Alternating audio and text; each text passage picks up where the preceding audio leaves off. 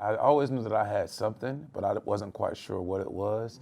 I always felt like God was grooming me for something. I mean, I remember thinking back when I was maybe 8 or 9 years old and I first saw the movie, the Malcolm X movie directed by Spike Lee. And my mother still has like VHS tapes of me walking around everywhere saying, "I am Malcolm X," like the thing they said at the end.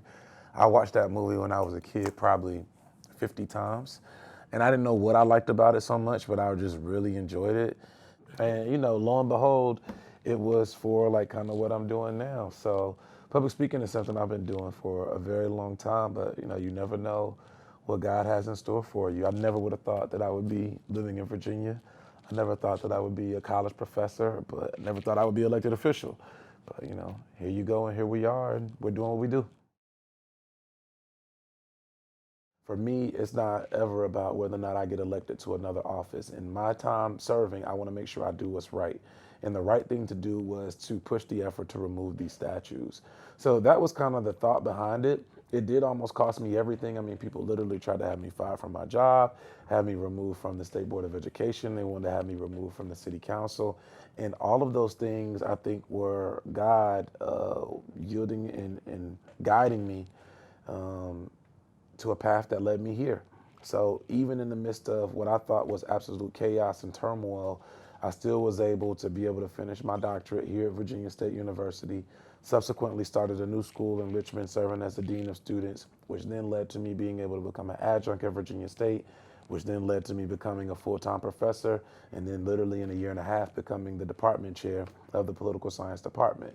So it all led me to where I wanted to be and elevating a conversation not just throughout the state or not just throughout the city and the state, but throughout the country. And a little tidbit, I also was an adjunct at Union last year as well. Really? Yeah, so what my schedule was, I would drive from Charlottesville to Richmond.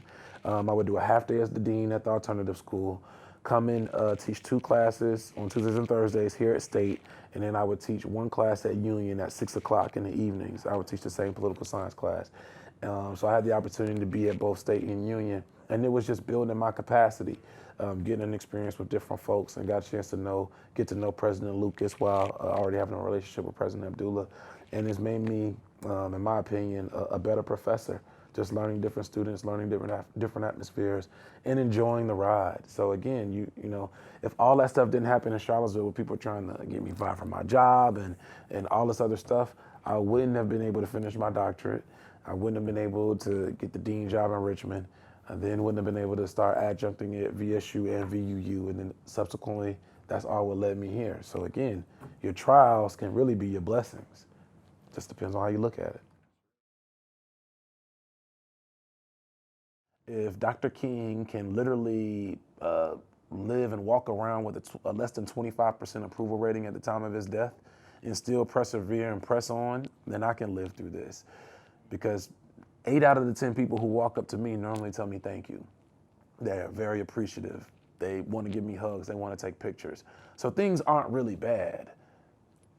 You may just have some people say stuff online.